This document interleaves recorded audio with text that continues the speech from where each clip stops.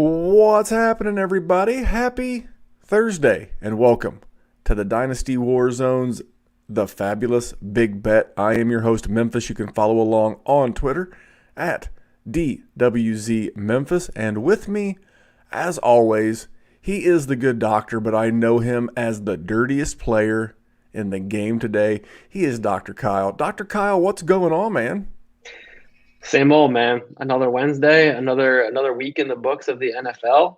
Feeling good about the bets, feeling good about life. You know, we got the holidays approaching. We're in the middle of the holiday sandwich, as I like to call it. Starting to feel like a little bit of a sandwich myself with had a couple cookies and maybe a piece of cheesecake earlier, and I'll start the new resolution on Jan 1 just like everybody else. I can't. I'm working out. I'm doing the kettlebells. Got my ass kicked last night. All is good, man. How are you? Man, I'm good. You ever just read something and have it change your life even though you weren't expecting it to? Oh, hell yeah. So I take all of the reviews, both good and bad, here at the Warzone Football Network. I take all of the reviews very, very seriously. Okay. And one, I'm assuming it's a male. His iPhone or whatever, his Apple ID was Mike 444HYT. So Mike, we're gonna call him Mike Triple Four. How about that? We're gonna go Mike Triple Four. You go with that? Let's do it. All right. Mike said, and I quote, 5 stars for the content, but the content usually doesn't start until about the 15-minute mark. Maybe just put all that info in the pod details and direct us there. You know what, Mark? You big brain some bitch. You win.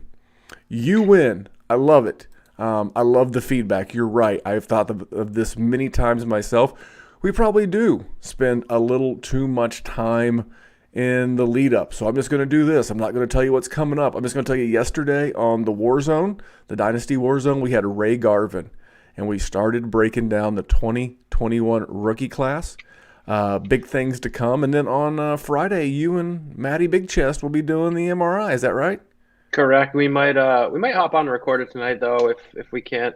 If Maddie's got a bedtime before 10:45 or 11 o'clock, we might have to wait until Friday morning. But it'll be in your hands to be put up on the pod. It'll be on YouTube. It'll be everywhere. Maybe we'll send it right to Mr. 444 at his address at 444 West something. I used to live Main at Street, West 444. Main Yeah, Street, West Main Street. Yeah. on the corner of Main and Elm in Anywhereville, United States. No, Mike, thank you for the 5 star. It means a ton, and thank you for the suggestion. I have thought of that many times. And if you have a 5 star and you want us to thank you, last week it was Coach Alex. This week it's Mike. Man, go on there. Leave us a 5 star. Tell us about the big bet. Tell us about the Dynasty Warzone. Whatever brings you to the network, we're happy to have you. It's the freest way to help us. So again, you can follow me on Twitter at DWZ Memphis. You can follow him at DWZ underscore Dr. PT. And if you're not into social media, you can email us. The email address is dynastywarzone at gmail.com. Also at Dynasty Warzone on Instagram and Twitter. So there you go, Mike. You win, kid. 4 minutes in, not 15, 4. 4 minutes in, all the promoting are done. Less gum flapping about stuff that you don't want to hear about, Mike, and more show to consume. Mike, thank you so much for the feedback. It was well received and much appreciated in a very serious fashion. So, Dr. Kyle, man, how was your week last week? I realize that I have not been sharing something that I should have been sharing with this audience, but how was your week? What went down in New York? It was good. I'd like to thank Mike personally right now because the sooner we get all that stuff out of the way in the beginning, the sooner I can victory lap. Now, don't get me wrong. I had a few, and a few might be putting it lightly, teasers with the Las Vegas Raiders -1.5. And let me tell you, there's some weeks where I really love watching the football games with a lot of money online. Not a lot of bets online. Again, still not life-changing money. I'm increasing my bets this week just because I've increased my bankroll. But man, watching that Jets Raiders game was ridiculous, knowing that I had the Raiders -1.5 with, I think I teased them with the Patriots. I teased them with the Vikings, which that ended up being a push, yada, yada. But I'm going to, I'll talk about my likes and my big bet. My big bet. There was one that I texted Memphis at like halftime of the 1 o'clock games because both of our big bets were in the 1 o'clock slate. And I took the Indy Houston under 51, and that score was 24-20 at halftime. Memphis is, I think, what the Browns had already scored like 30 points. It was I had under 53, and that number actually dropped. That number dropped to 51.5, but I had it at 53, and the halftime score was 38-7. I mean, I knew that was a potential, but I was just like, and I actually had a pretty good week overall. I'll get into that in just a second. I forgot to hit the read copy. So let me knock this out of the way real quick, guys. This first segment's brought to you by Veridian Global. That is the official apparel provider of the Dynasty Warzone. They've got our tees. They've got the hats. The dad hats are there now. If you work out indoors, now Dr. Kyle's a maniac. He's working out on a basketball court somewhere in like Brooklyn or Harlem or something, freezing his ass off. I work out in the gym. It's Greenwich Village. It's the least tough part of New York City. Of course. Why wouldn't it be? Of course it's Greenwich Village. You could have just not said anything and just like let them think, well, maybe it was Harlem or maybe it was the Bronx. Nah. Do I look like I'm working out in Harlem? Come on. I actually got a good friend named Brian who is an architect there in New York City, and he lives in Harlem, and he tells me what a beautiful area it is. So there's nice parts. Yeah, I'll give you that. Maybe the old stereotypes aren't what they are. And the same thing with our gear, man. It's not run-of-the-mill cheap swag. These are great T-shirts. They have that super soft feel to them. They have an athletic cut that you can look good. They even make Jerry look good. If you watched last night's Dynasty Warzone, you noticed he was wearing his orange DWZ hoodie. So much to choose from. And then not just our gear. They have other podcasts. Why would you want those? But they do have them. As well as the Hockamania t-shirt, the Aaron Rodgers t-shirt, and so many more. So you can check those out. And you need to be following our boy Matty Big Chest, at Matty Big Chest on Twitter. He can hook you up for a first-time user. He can hook you up with a promo code to save you a couple of bucks. It is the holidays. We do know that. So head over to Veridian Global. As always, that is VERIDIAN, veridianglobal.com. Make sure you check out Matty, at Matty Big Chest, to get that discount code. And then go over and get that. Dr. Kyle, we got to get some big bet merchandise. Yeah, that's what I'm talking about. We need to do like two kings. Like there's the King of Diamonds. Yeah. There's the King of Clubs. That's spades, two of them. I think hearts. Memphis, you nailed it. Which one would you be? I mean, which one would you be if you had to pick a king? What king would you be? Look at this. He's giving me the Mario. For my UFC fans out there, he's giving me the Mario Yamasaki. He's giving me the heart. I think I'm going with the one with the axe. I don't know which one that is, but maybe we'll get like a picture of like your face and my face on a couple of kings. He's getting a deck of cards out. That's not why these people are here. Dr. Kyle, do you know what I've been doing all season and have not been sharing here? Hopefully making money to fund a dynasty league that we can do together. Maybe we need to do a dynasty league, but I've been doing what I'm calling the working man's version of the super contest. Now there's the super contest. Oh, I am so glad you brought this up. So I have been doing. I've been doing this now for 11 weeks. There's 2 mandatory skip weeks in this contest on DraftKings. So every week I have to pick 5 games against the spread, no totals, just sides. So I've got to pick 5 games against the spread, and that is going okay for me. In that contest last week, I was 4-1. And what was your one loss, Memphis? My one loss was I had the Chargers laying a half a point. About a week ago, do you remember who was on the Patriots in that game? I'm really struggling to remember. I think his name was Kyle. Maybe it was Kyle August. I think you're right. From the Fantasy Football SmackDown. Great show, by the way. Fantasy Football SmackDown. Check that out wherever you get podcasts. But no, it was you, man. You were totally on Uncle Bill. I've learned a valuable lesson. Never take the inferior coach. Mm-mm. It's not a game that we normally cover. We normally don't cover the Thursday night game here, but I have no interest in even against Sean McVay at home. Nah. I would rather just Me, not touch it. me and JC was like, I got some money on the Patriots. I was like, if I had to go away, I would, but I'm like, I think I'm just gonna watch this one and enjoy it because the Patriots played in LA and they stayed in LA this week, so they're Yeah, not I traveling confirm that. east to west. Yeah. I don't know when the NFL changed that because originally they had a no stayover rule. Oh, interesting. Yeah, Yeah, we saw some, whatever the Boston that Herald on. started back in like August. They determined that teams could not stay on one side of the country, which has been fairly typical the last handful of years. But but it's Uncle Bill. He probably would have given everybody a mustache and a clown wig, and they all would have. Strings. Yeah, you know how Uncle Bill is. But so yeah, my one loss in my version of the Super Contest was the Chargers. I also had Buffalo minus 1.5. Oh yeah. I had the Giants plus 10.5. Nice. I had the Rams minus 2.5, and I had the Browns plus 5.5. Yeah. I posted, and just for confirmation, I will do a posting of that like Saturday or Sunday morning once I go live. I locked it in. There's a picture on Twitter at DWZ Memphis, and I think I posted it Monday or Tuesday, sharing that with you online, so you guys can check that out. If you don't have documented proof, did it really happen? You can check that out. On my thing, I'm 33-50 on the year in this contest. That's 60%. That's not too shabby. Oh, 33 of 50. No, Yeah. 33 of 55. So yeah, Yeah, I'm batting 65. And one of the games I got fucked. I don't know a nice way to put it. I didn't, but not really. I didn't read the rules and understand.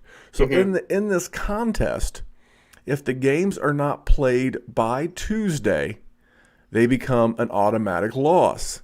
And so the line was so juicy. I had Pittsburgh laying like 1.5 or whatever the initial line was against Baltimore, and then all this nonsense and noise came out, and I'm getting Pittsburgh at a steal. I'm thinking, okay, this is a free win. I'm getting a free dub. Well, when that game bumped from Tuesday to Wednesday, it become an automatic loser. So technically, I should be 34-55. But all in all, man, I'm having a pretty good year, and I'm really proud of that because I know a lot of professional handicappers are struggling right now. They've really not done as well as they historically have, and I'm not saying that I have some magic formula that's got it figured out, but I will say that my We're time. fucking good. Yeah, well, sometimes you just run good. Sometimes Yeah. you just run good. And I think it has to do a lot with dynasty and fantasy football. I think I'm more, especially with the offensive side of the ball, I feel more in tune with what's going on. And I think it's helped both ways. So if you're the casual dynasty or fantasy football fan listening to this, looking at football from a gambler's perspective will give you a different perspective on your fantasy, and then vice versa on your gambling. That's kind of the reason why we segued into this show. And I'll just segue, speaking of, I'll just segue into my big bet. It was a back-to-back losers for the first time all year. I had that under 53 with Cleveland and Tennessee, and man, I thought there'd be more running the ball. But it's hard for Tennessee to run the ball with Derrick Henry when they're down like 21-0 in like the first couple of possessions. But hey, if you listen to the People's Propcast, at least I was 3-0 on my player props this week. So overall, a really good record, and I'm going to be better, just like Mike's review. In the Better? I'm going to be a better, but I'm also going to do a better job. So this gambling content is it's new for us, but we really enjoy doing it. I've been gambling since I was 16 years old. I won't dare mention my age, but I've got many, many years of gambling experience under my belt. But I'm new in how I'm presenting this information from a podcast host perspective, and as just a content provider in general. So I'll do a better job of posting the pictures and the apps and just trying to be more social on social media. That's what I learned this week. I've got to be more transparent. And it does you guys no good for me to go 4-1 on my game picks for the week if I don't share that with you. It's like, thanks for nothing, dickhead. It sure would have been nice if you would have posted that Sunday morning. If you'd have bet a couple of those, you'd have had a couple of extra winners. But I didn't. The only bet that I actually gave you last week was my big bet, and it was a fucking loser. So I feel like a loser, but I'm going to give you the mic for a minute, man, and let you recap your week 13. So yeah, I was very much on the Patriots, and look, I knew that game. Like I felt like there was a bit of a Jekyll and Hyde with the Patriots. Is that something I think about? Maybe that's something I'm jostling with every week. Is like, which of these teams do I feel like I can trust, whether it's for good or for bad? And I wasn't sure about the Patriots yet, but I knew I could trust Anthony Lynn to Anthony Lynn himself. And I also felt like the Patriots were coming around, and like I mentioned last week, Belichick against a rookie quarterback. One thing I forgot to bring up in that podcast was like Flores was the one guy who had clearly figured out Herbert. And Flores is a Belichick disciple, and like Belichick is just brilliant because he'll just copycat somebody who's already done it well. So yeah, that New England game, I had him straight up. I had him teased in, I think with the Raiders. Anyway, I was also, one of my other likes was the Detroit-Chicago over 44.5. Just, seeing what Chicago's defense hadn't been doing recently. And I that came with some stipulations. So I didn't actually bet that one, but hopefully some of you guys took it and bet it because that was a smash over. And then, yeah, my big bet, 44 points scored in the first half of the Indy-Houston game, had written that one off. And the lone safety of the second half brought the total to 46 and it came close to breaking 51. That was a sweat. But, I'll make a sort of cruel analogy like when, not to get political, but bipartisan. What if we just counted all of the mail-in votes first? Then it would have looked like Trump had a huge lead and then Biden had to come from – or no, sorry. If we counted all the mail-ins first, it would have looked like Biden had this huge lead and then Trump would have had this miraculous – wait, did I say it wrong again? Well, yeah. I can't edit this out. We're live. But what you're saying is that the order of operations doesn't matter in a game. Like just because 44 points are scored in the first half, there's no it's all arbitrary. Like there could have been 46 points that went 23 and 23 or 45 and not one, but you know what I'm saying. It really doesn't matter. And what I was going to ask you is, you mentioned Arizona. Are you worried about that team? Yes. They could literally, if it wasn't for the world famous Hail Murray, they would be 0-5 in their last five games.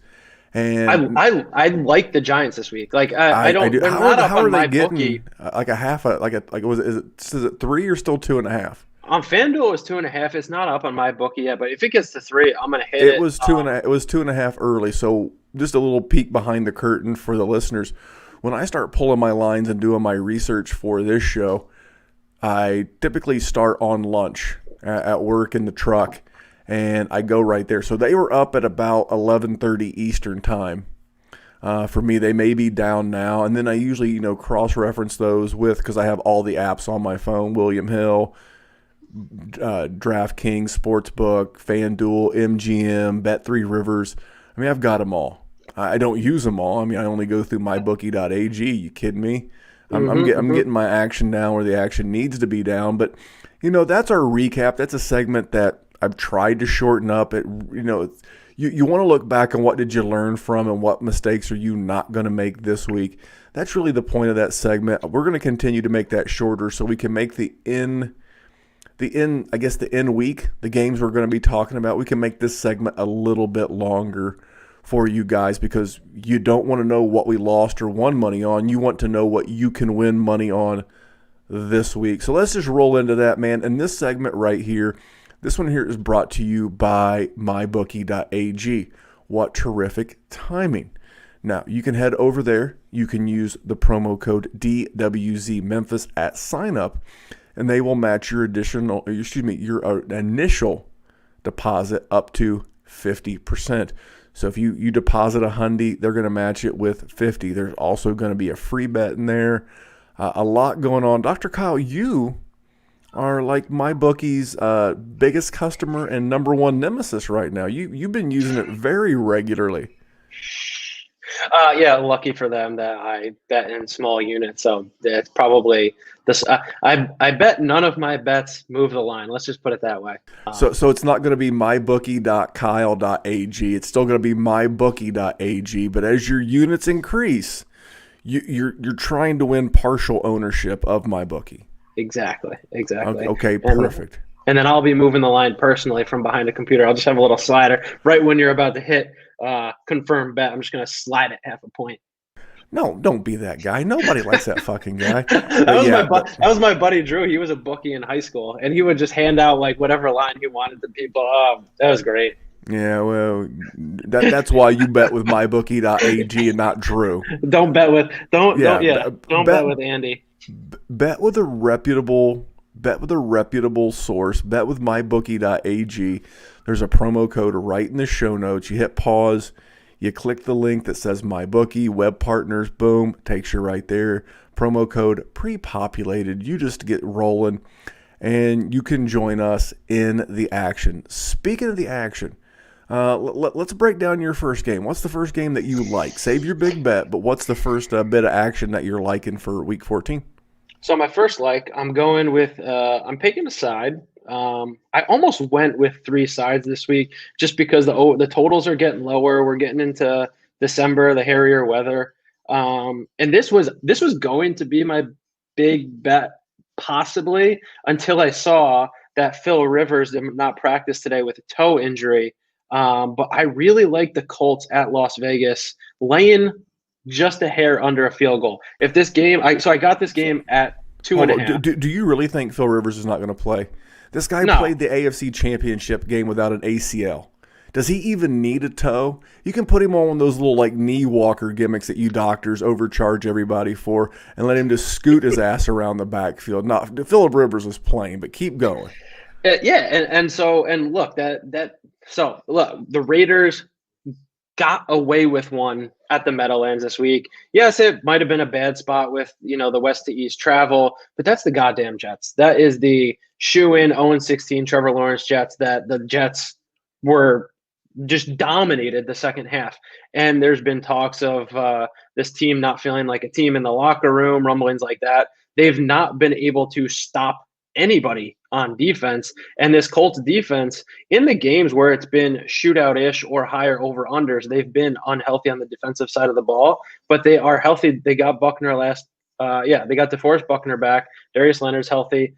I just see like maybe, I don't know. I just see the Colts manhandling this Raiders offensive line. Derek Carr, except for that last pass of the game, did not do well against pressure in that game. And I just think you're getting the better coaches in the Colts. I think you're getting the much better defense. So the Colts to go to Vegas. And look, I don't know. To me, Vegas just doesn't have they just don't pass the eye test as a playoff team to me. But the Colts feel like a team that, okay, earlier in the season, I was like, okay, Philip Rivers is a game manager at this point. But all of a sudden, he's in shootouts against Green Bay down like 21 points. And I'm like, wow, okay. So if he gets protection, he's good. And he's going to get protection against this Raiders defensive front that has not been able to put pressure on anybody. They made Sam Darnold look like a competent quarterback for the first time since he got mono. All of that to me is just like, I put a few bucks on the Colts laying 2.5 before it got to 3, and I think it's at 3 now. And I probably won't touch it again. Well, let me talk about this game, and I don't like to go out of order, but I'm the host. I'll do whatever the blue hell I want. The total in this game is my big bet for the week. The total on this game is 51.5 over at mybookie.ag. And here's some important stats. I like to hit you with now. Dr. Kyle hits you with some of that finesse, some of that nuance, some of that meta game. I like to hit you with some data. And here's the thing. So the Colts in the first 6 games of the season only allowed 115 points. That translates to 19.2 points per game overall. But over their last 6 games, this Colts defense has given up 147 points. That's 24.5 points per game. So a full 5 points more than they were in the beginning of the season. Now, how bad is the Raiders defense? The Raiders have given up 319 points on the season. That's 26.5 right there. So that is the 5th most in the NFL. But over their last 3, the Raiders have given up 106 points. That's 35.3 points per game, and two of those were home games. Neither one of these teams get a ton of pressure. Las Vegas is 31st in the league in total sacks. They have 12. They average 1 sack a game, and they're 21st in QB pressure percentage. Now, my Colts, they're a little bit better. They are 17th in total sacks and 16th in QB pressure, but here's the thing. The Raiders are supposed to get big left tackle Trent Brown back this week. I see this being a shootout. It's in the new Death Roomba out there in the desert in Las Vegas. It looks like a black Roomba out there sucking up desert sand and money in Viva Lost Wages. And I just see a shootout. I really see two teams, and I really see it to be aerial. Both of these teams are a lot better against the rush. And I think double that. A couple of player props I will be looking to siphon out of this game I will be looking at Phillip Rivers and Derek Carr's passing yardage totals in this game. I will be looking at the receiving backs yardage totals in this game. There's a couple of spots where I think you can make some money. So I'll get a little bit ahead of the big bets, and I will let you know that my big bet of the week is the Indy Colts and the Vegas Raiders over 51.5. And I've got another game. I'm not going to let the Chargers beating me last week in my one loss on the side on the DraftKings Super Contest. But Atlanta is going to the LA Chargers, so the Chargers stay home. And at home, they are getting 2.5 points from the Atlanta Falcons. This feels like a huge overreaction to the blowout loss by the Pats. What do you think about that, Dr. Kyle? This was one where I don't know how to feel about it. And so I went back to see, all right, what have the Falcons done recently? And, the Saints have their number. Sean Payton is just a great coach. It didn't matter who was going to be quarterback. So two of their games in their last 6 or two in their last 3, it really was the Saints. But they manhandled this Raiders team. That Broncos game, while it finished a 7-point game, 34-27, that was one where I live bet at halftime because the Falcons were up 17 or 20 at halftime, and the Broncos just got some garbage time points. So I don't know how to feel, but I like it. So look, hey, you liked you big bet a game I like. You're now liking my big bet. So while I had trouble picking a side here, what I do like in this game that I've liked at multiple points during the season is games involving the Chargers. I like the over. In this game, the over is 49 points. The Chargers have been, aside from the goose against the Patriots this past week, they only put up 17 against the Bills, but that easily could have been 27 or 30 if you watch that fourth quarter where Anthony Lynn decided to not kick a field goal when he should have, and then decided to kick a field goal when he shouldn't have, and then just blundered their, last 30 seconds after a Hail Mary. Otherwise, they put up 34 against the Jets. They managed to put up 21 against this Dolphins defense, 26 against the Raiders, 30 against the Broncos. So the Chargers have consistently put up points. I think they're in a good spot to rebound offensively after the goose against the Patriots. And then if we're looking at the Falcons, aside from, their divisional games, the Saints have their number, but they're putting up 34 against the Broncos, 43 against the Raiders. And this Chargers defense has not stopped anybody. Julio played last week. He went for 5 or 6 for 90. So we're going to have Matt Ryan with Calvin Ridley and Julio.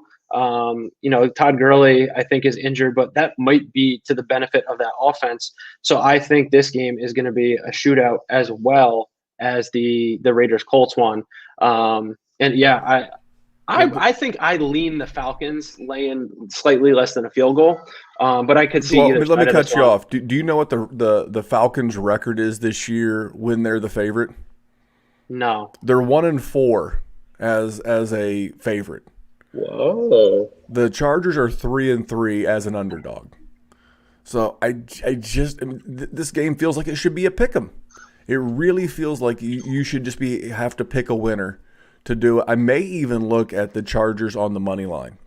I don't think there's a coaching advantage. I don't No. think Raheem Morris is much of a better quarterback than Anthony Lynn. Excuse me, better head coach than Anthony Lynn. I think I'm getting the much better quarterback in Justin Herbert. I'm getting the better running back. Mm. I think it's a push at wide receiver, and we're going to talk about this game a little bit more in the DFS segment. So we're gonna move this along a little bit. Another game I want to talk about was Washington plus 3.5. Excuse me. Well, it was plus 3.5. It's now down to 3. Plus 3 at San Francisco. I'm telling you, Washington's defense is for real. And I watched that game on. Now, I know the Buffalo defense has been better since they came back from their bye, but that team looked in disarray against the Buffalo Bills. They were not happy having to live in the desert for a couple of weeks. And Nick Mullins ain't it, kids. He ain't it. And this team is playing. I don't think Ron Rivera is going to let this team rest on its laurels coming off of a great upset of the Pittsburgh Steelers. This team knows it's going to be in a dogfight for the NFC East with the New York Football Giants. And I do believe that I'm not getting the better coach, but I'm not getting a significantly worse coach. I am getting at least maybe not a sig. I think if you like to add them up in total weight, coach and quarterback added up together, those are the two positions that match. I think it's about a push. I think where Shanahan's a little bit better head coach, I think Alex Smith's a little bit better quarterback, and that the injuries and everything. Now, if it was Jimmy G and it was Kittle out there, I might not like this as much. Yep. So for those reasons, I am liking that game. That might wind up being on the card at the DK Super Contest. What do you think about that game? I like that one. That one, like the Washington defense will just match up so well. Like, what do the San Francisco 49ers like to do to move the ball? They like to run the ball, and they like to pass the ball close to the line of scrimmage. This Washington front seven is just, they're going to be in Mullins' face. They're going to be in the backfield. They're going to be wreaking havoc. I just don't see San Francisco moving the ball well. Maybe the under is something to look at in this game too. 43 is really low. but It is. It's like 43. And the reason why I like Washington is that they can get pressure without having to blitz a bunch. yeah, When they have that front three rotation of Ryan Kerrigan, Montez Sweat, and the Predator Chase Young, I mean, those guys generate a lot of pass rush, which means they don't have to blitz as many linebackers, which is great when they're wanting to run that outside zone running game. We saw the Buffalo Bills, contain that, and it's a very monkey see, monkey do league. So for that reason, man, I'm really liking this total. What's another game that you're digging right now? so I'm gonna let the audience in on a little bit of not a secret, but behind the scenes. Memphis and I were chatting before we got on live, and one of the games I personally like is the Steelers, who were previously undefeated and now suffered their first loss to Washington on Monday night, are getting 2.5 points at the Bills. So this is, to me, there is no home field advantage. That's like, I think the Steelers could, drive all of their individual vehicles there in a few hours. Pittsburgh being way in the west end of Philly, and Buffalo on the west end of New York, and very similar climate. So I don't think there's any advantage there. And to me, I feel like the Steelers have just been in similar to the way Buffalo was in that beginning of the season when they were dealing with like the Tennessee COVID. Pittsburgh has been dealing with that stuff more between Tennessee losing their bye getting moved. They really haven't had a bye. And then with the shenanigans with the Baltimore game moving from one Thursday to the following Wednesday, and then they're in a bad spot where they're coming off of like 5 days rest, and Washington's coming off of 12, and catching steam. And now what we're seeing too is, so we have the Steelers and the Chiefs are both 11-1. There is only one team that will come away with the home field advantage in the AFC. The Steelers hold the tiebreaker right now because that lone loss is in the NFC. This game, so I think the loss to Washington gets a monkey off the Steelers' back. And this game, this Buffalo Bills game, is probably the most important game in the regular season for them the rest of the year. It's going to be the toughest matchup, and a loss in the AFC hands the Chiefs the keys to the car to control their destiny to that one bye in the AFC. So I've already got money on it because I thought the line might move towards the Bills. If it moves towards the Steelers, maybe another way to bet this game would be a tease, getting it up. If it moves to +3, getting it to +9 at +8.5, it's still pretty good. Maybe teasing it with that tease Washington to +9, like that feels very good. There's so many low totals this week. So a low total means that there's probably less variance or less chance of a shootout in a game. So if you can get a team, a spread move to 8, 9, or 10 in a game where the total's like under 45 points, I think that's a huge advantage. And that's not something I just created out of thin air. Like I've probably heard it somewhere. And there's more statistical ways to go about it. There's something called like the Stanford or Sanford Wong tease, where you pick. My buddy Nick and I were talking about this, where if you pick, I forget what it is. I think it's like a road dog getting 3 in a game with a total of 45 or less to tease those two games, and it's like a very high hit rate. But I just feel like the total in Washington and San Francisco is 43, and if you can get Washington get 9, and then that Pittsburgh Buffalo game is, what did I just say? Where'd it go? Is it offer? 46.5. And you can get Pittsburgh to 8.5 right now. And right now, so right now, here's another interesting thing.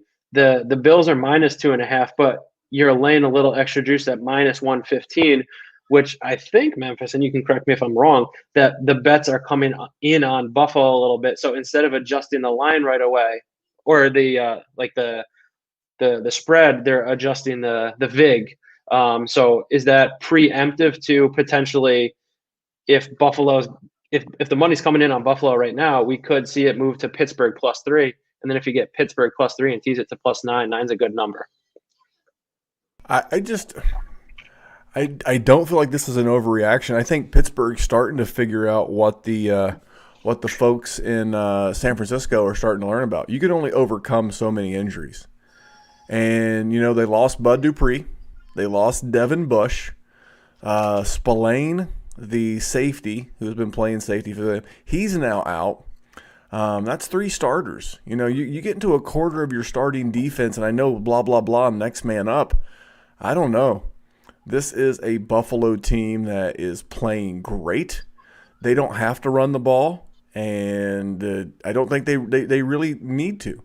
I don't know that I want action on it either way, but just to automatically assume this is a broken line and Vegas is off, I think that's a dangerous play. And yes, Vegas and the bookies will direct you with the juice.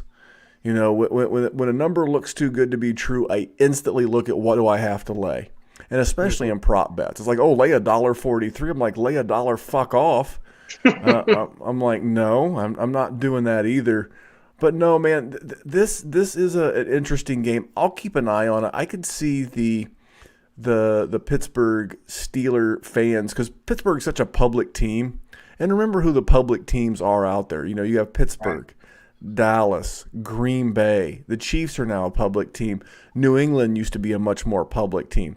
Teams that are super popular. Arizona was becoming a very public team there for a while. Their fans are going to bet that line. So what's the old saying? I think it's if you like favorites, bet them early, and if you like underdogs, bet them late. I kind of do that a little bit differently with public teams. I know that public money is going to move the line, so I tend to wait on those. But I think we have a pretty good core of what we're looking at from a betting standpoint. I will do a better job. So on Sunday morning, as soon as that ticket's live, I will post a picture of it so that if you want to bet along with me on my picks on the DK Super Contest, the picks against the spread, you'll be able to roll along. Again, I never put 2 and 2 together like, oh, hey, I'm doing this. I should post it on Twitter, or I should share it on the show as a topic of conversation. But speaking of conversation, man, I'm ready to talk some DFS. But I want to talk to you about my friends over at Hate Brand Goods. This is the company owned by 2-time Highland Games world champion Matt Vincent. He is an interesting dude, and the Hate Brand story is amazing. I'm working on trying to get him on the podcast in the off season. They just had a launch today, Wednesday, for the Thursday show. They're doing what they call the Lost Collection. This is some stuff they were going to launch in 2018 and never saw the light of day, and it's on sale. Here's the thing. I ordered some of this stuff.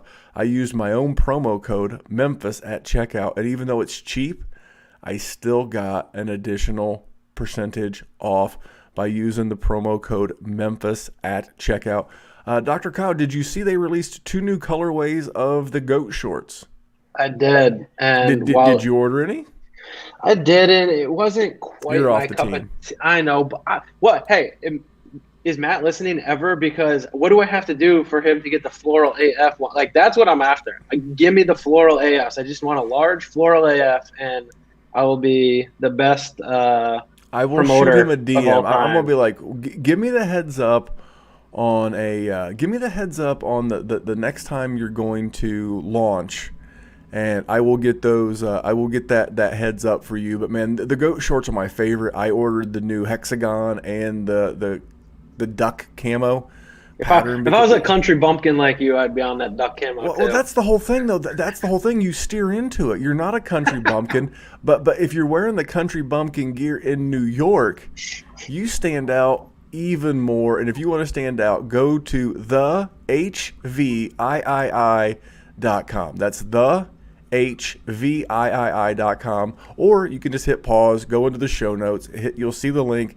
It takes you right there. Check out the store. It's very fashionable, and they've got hoodies, sweatshirts. There's a couple of flannels in there, all kinds of good stuff to go along with your DWZ shirts. So, DFS, did you have a good week with DFS, and did you try any DK versus FanDuel? So I threw down on the FanDuel Millie Maker, and I'm in cash. I turned my 444 into $8, and I threw down on DraftKings as well. I think $3 turned into 6 or 8 or something like that. It was a good week. We talked about last week. I think I made a joke on your big bet about what are you going to do when Baker Mayfield takes play action on the first play, and it's a 70-yarder to Landry. I think that actually happened in the game at some point. But I was on the Mayfield Landry stack. It was a 75-yarder to Donovan Peoples-Jones on the third series. Ask me how I know. Might have been tracking that one. But yeah, so I was on Baker was super cheap last week, and I knew that Titans defense was pretty atrocious against the pass. Also, like David Montgomery, he's going to be in my lineup against this week because the Bears, who do the Bears get this week? Houston. The Bears are home against Houston. I almost like that total, but it's, a warm weather team traveling to cold weather. I don't know how I feel about it yet. It might be a little windy. But the Bears aren't stopping people, and I don't think Houston is in the game of stopping people right now. I don't want to talk DFS last week too much, but it was good between Baker, Landry. I was on Montgomery. I fell for my own shenanigans that I usually avoid in like the next man up running back of the week. I was like, I got to get Devontae Booker in my lineup as like a flex, and like meanwhile when Cook went down, I was like, I'm not going to put Madison in there. Everybody's going to do that, and so I fell for that one. But it was still a good week, so I'm gonna let it ride this week. How'd it go for you last week? Well, first of all, I took the advice of Mr. Matt Kelly because he said that it's much more sharp friendly on DK than FanDuel, and I have to say he's right, but it's still a fucking work. My son wants a PS5 and a computer, and I'm like, dude, you can't beat the bots. You just can't beat the bots, and I still stand by that. And these big guaranteed prize pools, the computers are so good. They build so many lineups, and these guys have got the bankroll. But it's still fun. I still like to throw. I think the contest I was in on DraftKings was wager $3 for a shot at $100,000. And it's a great learning exercise because, next year in the season, I would like to have the betting show just be a betting show and then bring on a true DFS grinder to host a true DFS show because you and I don't do it justice. We work hard at it, but we're not experts in this, and we really want to make sure that we really have the best of the best experts. Overall, last week, I entered the $3 contest. Mm-hmm. I did more than Mincash because I made $10. Cash money, enough to do it That's 3 more times. I'm in the that's a same that's a contest. mod cash.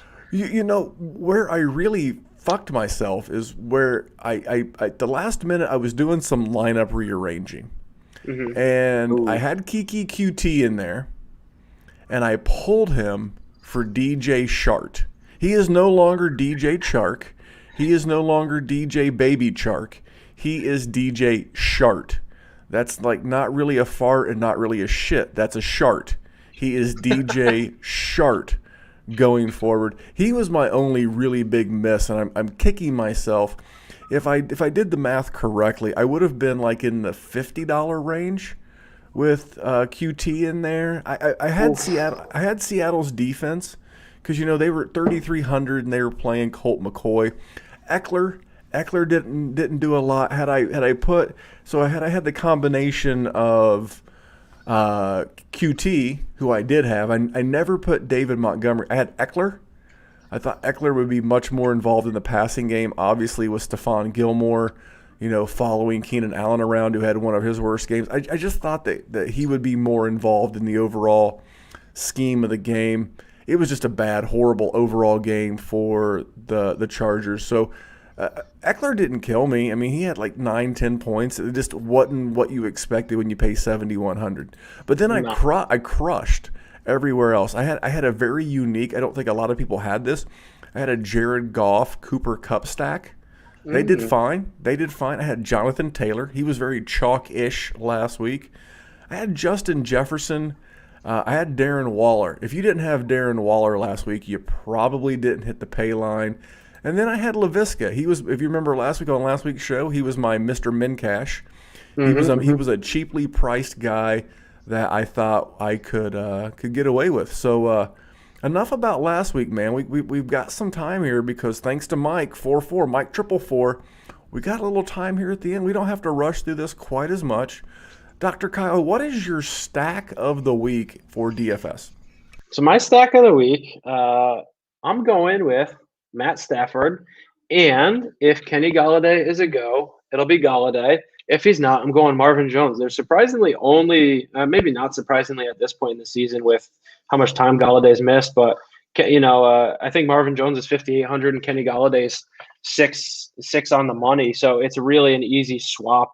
And then I have a little bit, maybe I'll move it around, but we've seen Green Bay let Indy back into games. They let Trubisky put up enough points where he was probably fantasy serviceable aside from some turnovers in that game against Chicago a couple weeks ago. And this Lions team, I think they are going to be a menace and a spoiler down the stretch after Patricia being fired. If Galladay and Swift are healthy, especially, I think they'll be clicking a bet with, Darrell Bevell is an offensive-minded coach, and he's taken over as the interim coach. So I think that offense is going to be unleashed a bit. And we talk about like on DraftKings, the opponent rank for Matt Stafford like fourth. So I think also from a strategy perspective to have a quarterback that's probably going to be lighter on the ownership side and cheaper. I just like that. So it's going to be Stafford and Galladay or Stafford and Jones. I almost went Stafford and Hawk, but I went a little bit cheaper at tight end this week. What do you got for a stack? I went with a bigger stack. I went with a 3-way. Hey now, Ooh. normally you pay extra for that kind of action. I am. Menage a trois. No, so I went with Justin Herbert.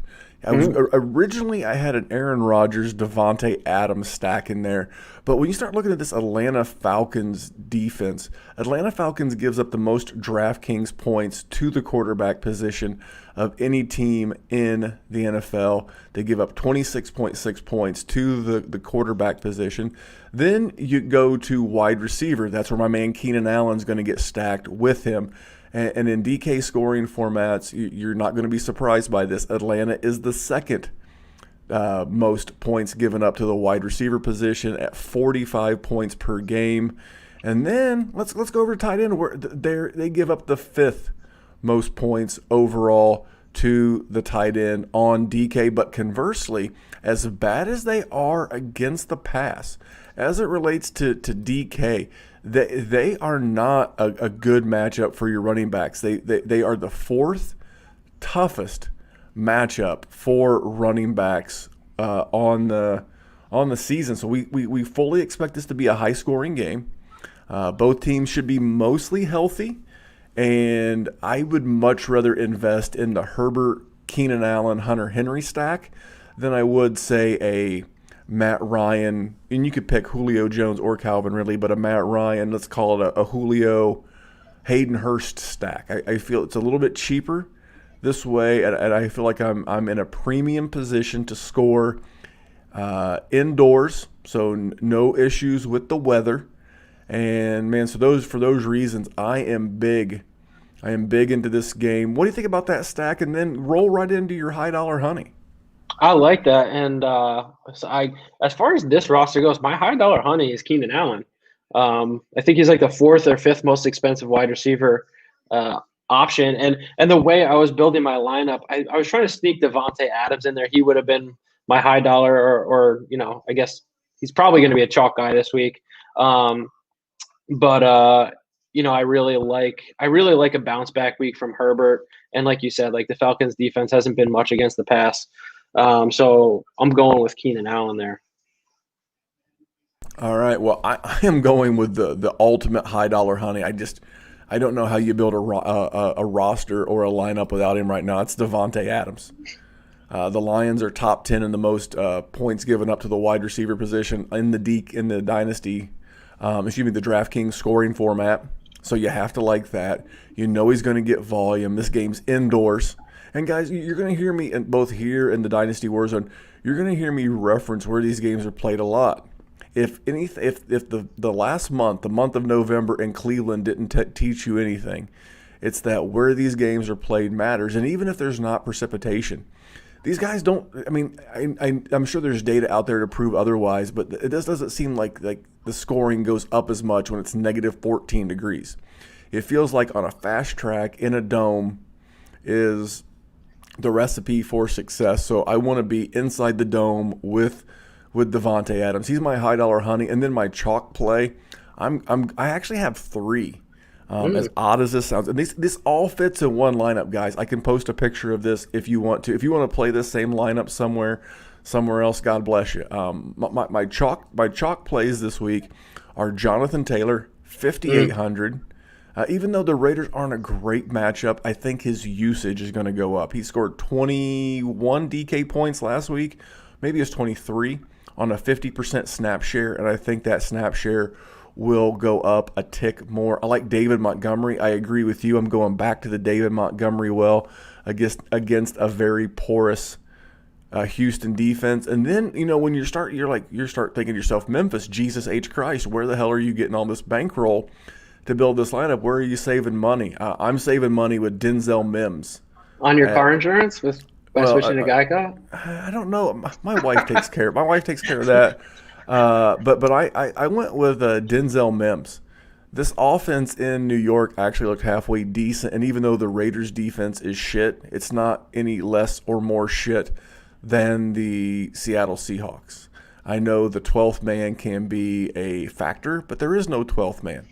So that defense is bad. Trey Flowers is out for the year for the Seahawks, and Mims can be a Millie Maker winning type play for you.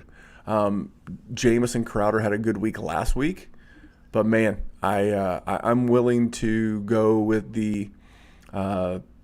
those three guys. So I had Mims, Monty, and JT. Who do you have as your chalk dust player of the week?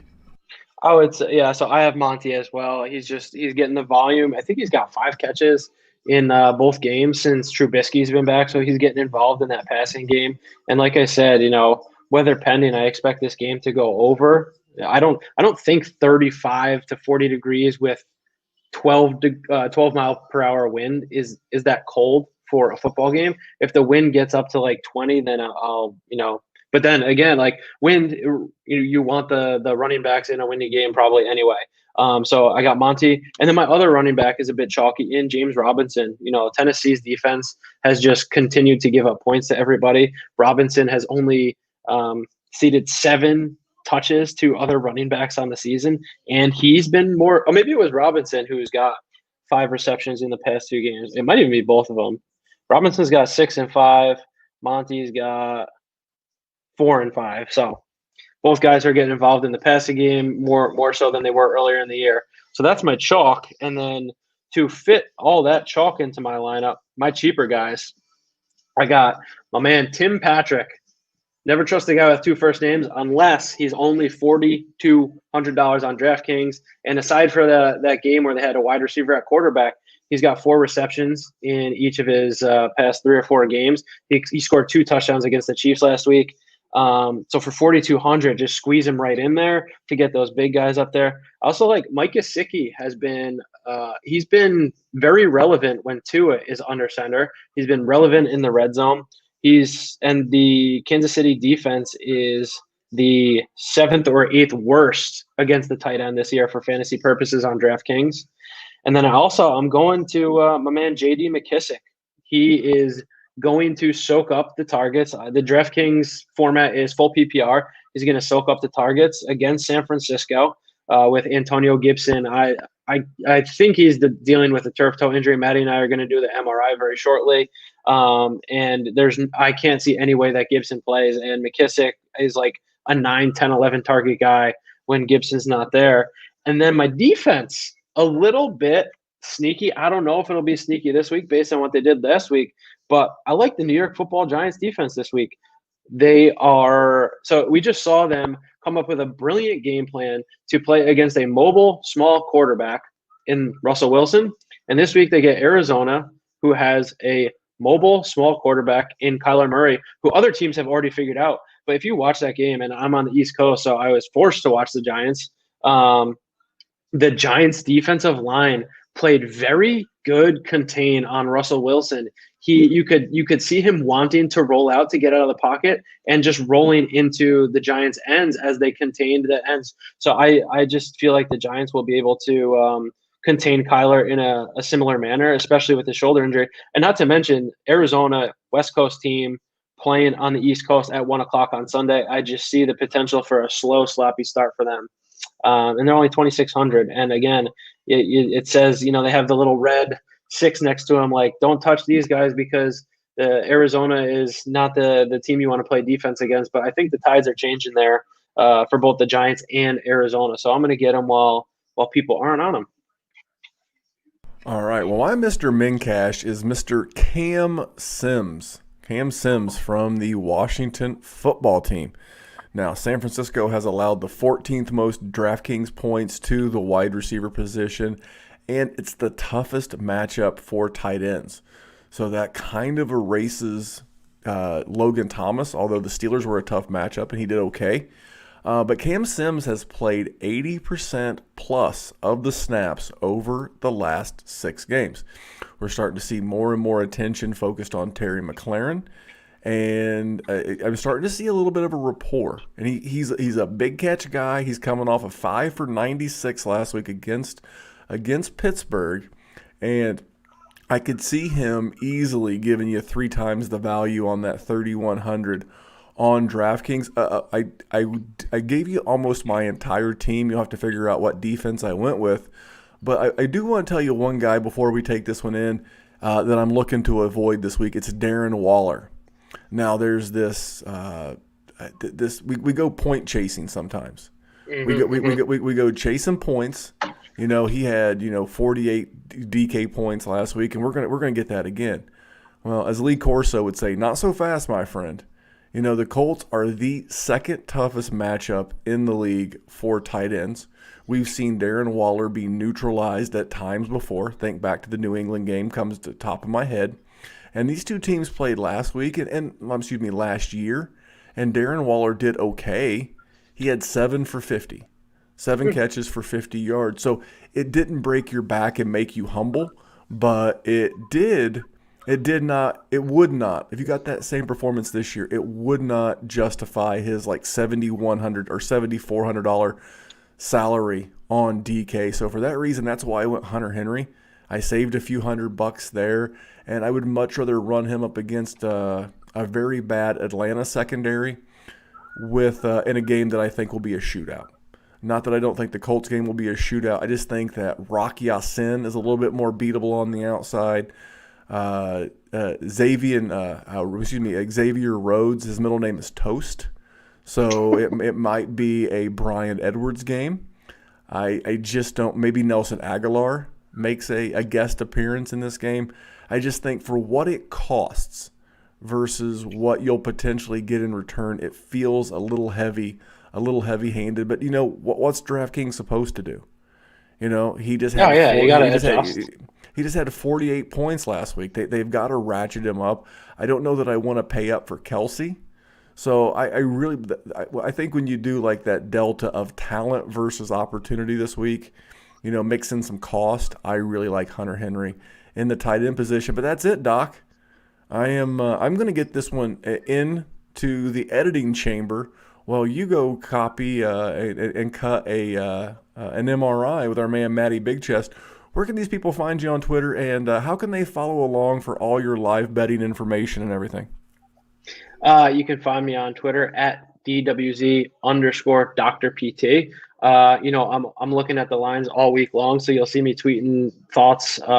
Maybe like Memphis said with his 5 picks of the week, I'll do a better job of, when I hit a bet, I won't tell you the dollar number, but I'll let you know what I'm in on, so you can get in on. And if you're in the Patreon, we've started the Bet DWZ side chat where we just talk about the betting.